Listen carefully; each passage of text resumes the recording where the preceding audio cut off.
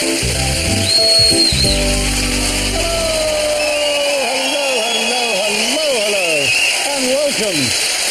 to a special limited overs edition of QI for Sport Relief. And there's an excited buzz in the stands tonight, so let's tee off for Jimmy Carr goes, Sandy Toksvig goes, Lee Mack goes, and Alan Davies goes.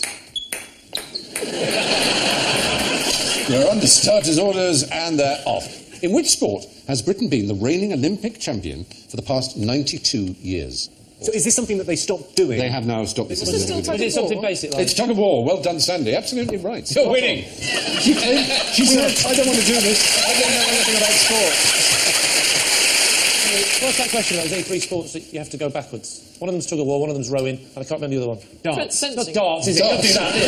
No, because you've got to walk up to them, you've got to go back. Fencing. You don't get your board to the moonwalk back, do you? I love them, thank you. Fencing is a good point. You're bound to be going backwards. Fencing, yeah, but you go forwards and backwards. as well. You only go Why are you backwards. asking us a question you don't know the answer to? It's very good. It'd be interesting. I say, how are you? Does anyone in the audience know? Swimming, no, because you... Backstroke. Backstroke. Backstroke. High jump is another one. High jump is the answer. I remembered it now. Hey. Just not remembering when someone else says it. Swimming, you can go... Backstroke is... Yeah, but you're not going backwards. You're going forwards, but you're backwards. That's different. Wow. An ontological world of... Yeah. But then again, you're going forwards when you're going backwards in high jump. Yes. And rowing. No, you're not. You're going backwards. You are... Except the way arm's that way. The cocks face the front. Oh, not this one again. Stop it. Only if you tuck it in. Only if you tuck Obviously, it in. in the coxless pairs, they are both going backwards. No, that is a ladies' Can I just say, I loved your impersonation of backstroke, though, Stephen. That was very, very good. Yes, thanks.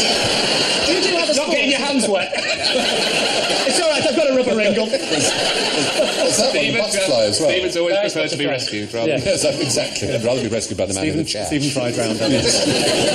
Anyway, what's the most dangerous sport for American women? Oh, I know this. And And it's fishing. No. it's chilly. It is. Yes, you're right, Sandy. what? It is cheerleading. Brilliant. Honestly, Sandy.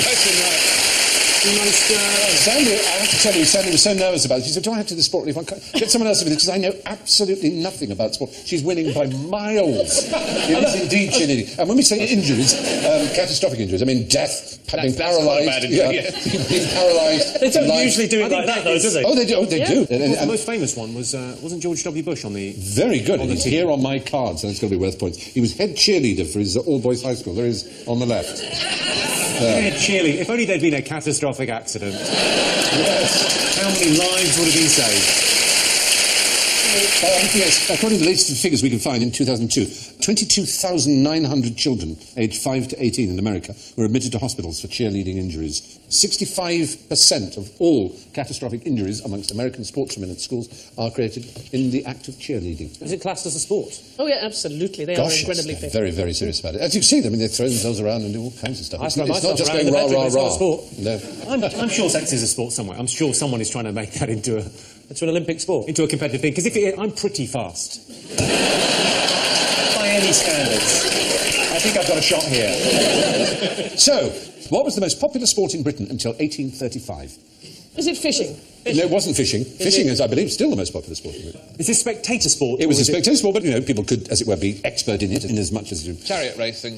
Not chariot racing. It involved betting, a huge amount of Horse betting. racing. It was, no, like horse racing... Oh, dear. Like horse racing... That noise in my sleep. Because my dreams are wrong. It was called...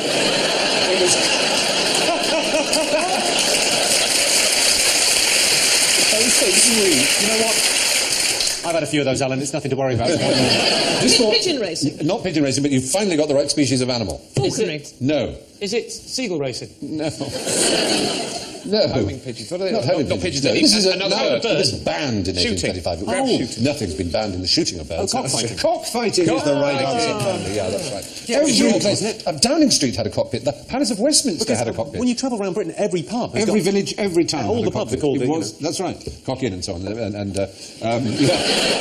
Well, at Downing Street. But there was one in Downing Street and in the Palace of Westminster. It was just a national obsession, cockfighting. And in fact, on Shrove Tuesday, for a fee of what was called 1 cockpenny, boys could bring their gamecocks to school and fight them for the day. And apparently, and I'm reading this with a straight face, a good cocker would think nothing of cleaning his cock's wounded head by sticking it in his mouth and sucking it clean.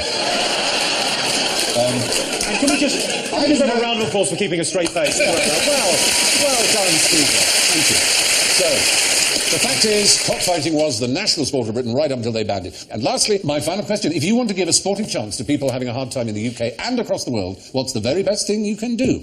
Well, the very best thing you can do right now is to call 03457 910 910 and make a donation, or visit bbc.co.uk/sport relief. Go on, be a sport. And tonight, of course, everyone's a winner, so it's good night from Sandy, Jimmy, Lee, Alan and me. And I leave you with this thought from Matthew Hansen. It's not the winning that counts, nor the taking part, it's making fun of the little fat kid who always comes in last. Good